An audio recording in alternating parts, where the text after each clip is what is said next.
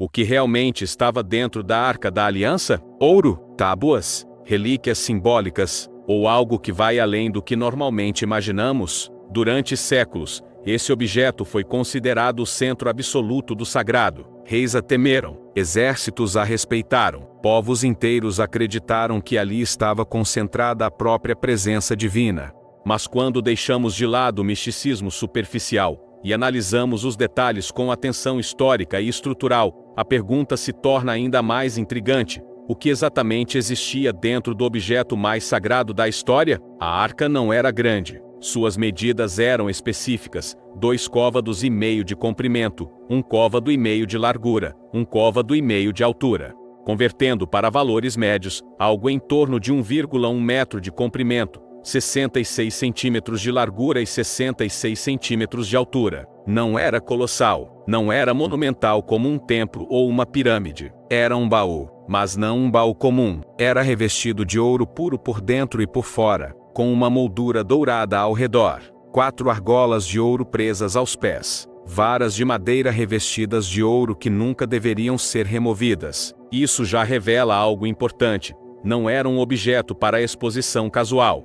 Era para transporte sagrado. Mobilidade com reverência. O sagrado acompanhando o povo. Mas o que estava dentro? O registro mais antigo menciona as tábuas da aliança, as pedras onde estavam gravados os mandamentos. Isso é significativo. Dentro da arca não havia riqueza material acumulada. Havia lei, havia palavras, havia um pacto. O centro do objeto mais sagrado não era ouro, era instrução. Agora pense nisso profundamente. Em vez de colocar joias, armas ou símbolos de poder militar, o conteúdo principal era um código moral. Isso muda completamente a natureza do objeto. A arca não representava força física, representava compromisso, mas não para por aí. Outros registros indicam que também foram colocados dentro um vaso com maná, e a vara de Arão que floresceu. 3 elementos: lei, provisão, autoridade legitimada. As tábuas representavam direção. O maná representava sustento sobrenatural no deserto.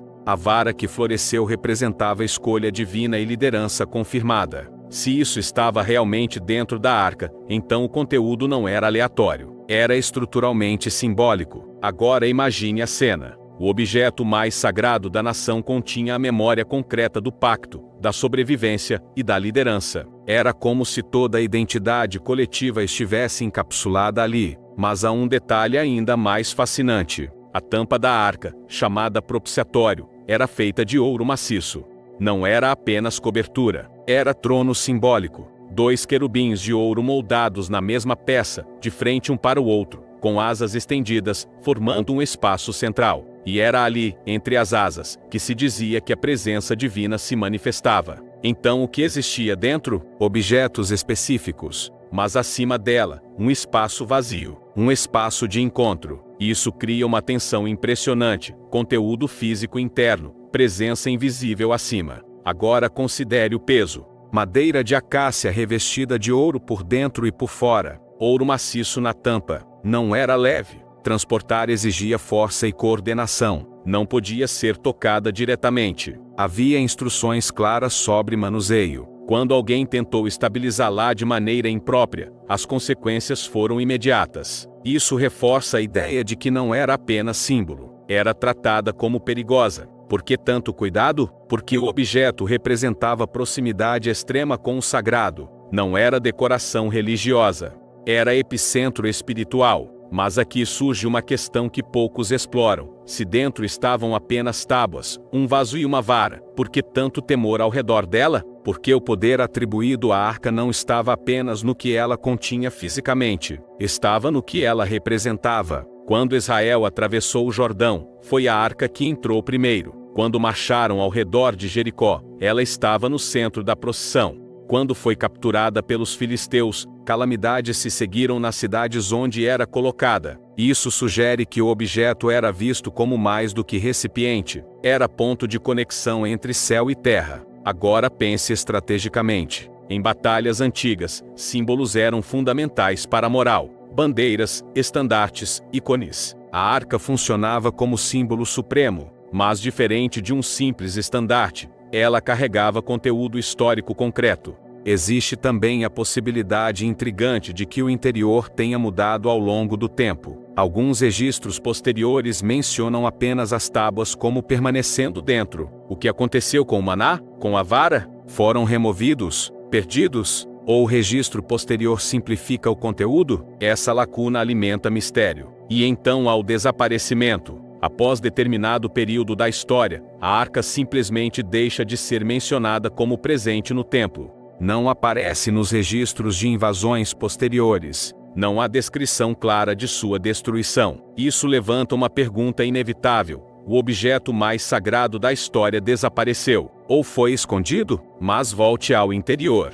Lei, provisão, autoridade. Esses três elementos formam base estrutural de qualquer sociedade. Código moral, sustento, liderança legítima. Dentro da arca estava o núcleo organizacional de uma nação inteira. Agora imagine o impacto psicológico de entrar no Santo dos Santos, uma vez por ano, sabendo que ali dentro repousavam os fundamentos do pacto coletivo. O espaço era pequeno, escuro, silencioso. O sacerdote entrava com reverência absoluta. Não era espetáculo público, era encontro restrito. E aqui está um ponto crucial: o conteúdo da arca não era visível constantemente, permanecia oculto. Isso significa que sua força estava na confiança, não na exibição. O povo não via as tábuas todos os dias. Eles confiavam que estavam lá. Isso ensina algo poderoso. O objeto mais sagrado não exibia riqueza para impressionar, guardava princípios para sustentar. Mas o ouro não pode ser ignorado. Revestimento interno e externo. Isso sugere pureza, valor e incorruptibilidade. Madeira representando humanidade. Ouro representando divindade. A combinação dos dois cria um símbolo de união entre terreno e celestial. E o espaço entre os querubins? Um vazio significativo. Não havia estátua no centro. Não havia imagem esculpida de divindade. Apenas espaço. Isso diferencia radicalmente a arca de outros objetos religiosos da antiguidade, que geralmente continham ídolos físicos. Aqui, o centro visível era a ausência. Isso comunica transcendência. Então o que realmente existia dentro da Arca da Aliança? Objetos concretos, sim, mas também estrutura simbólica sofisticada, lei como fundamento, provisão como memória, autoridade como validação, presença como realidade invisível. Talvez o maior equívoco moderno seja buscar algo místico escondido além do que foi descrito. O que estava ali já era suficiente para redefinir uma civilização. Mas ainda assim, a pergunta persiste. Se a arca fosse encontrada hoje e aberta, o que restaria? Pedra antiga? Ouro intacto? Ou apenas pó e fragmentos? O poder estaria nos materiais ou na história que carregam. O clímax dessa investigação não está na curiosidade arqueológica. Está na percepção de que o objeto mais sagrado não guardava poder militar, nem riquezas acumuladas. Guardava princípios. E isso muda tudo. Agora eu quero saber sua opinião. Você acredita que o conteúdo era apenas simbólico, ou havia algo mais que os registros não revelam? Você acha que a arca ainda pode existir em algum lugar? Escreva nos comentários. Quero ver sua análise. Se esse mergulho profundo trouxe uma nova perspectiva para você, deixe seu like agora. Isso ajuda o canal a continuar produzindo conteúdos detalhados e estratégicos como este. E inscreva-se para não perder as próximas investigações sobre os objetos e eventos mais enigmáticos da história antiga. A arca pode ter desaparecido dos registros, mas a pergunta sobre o que realmente estava dentro dela continua ecoando através dos séculos.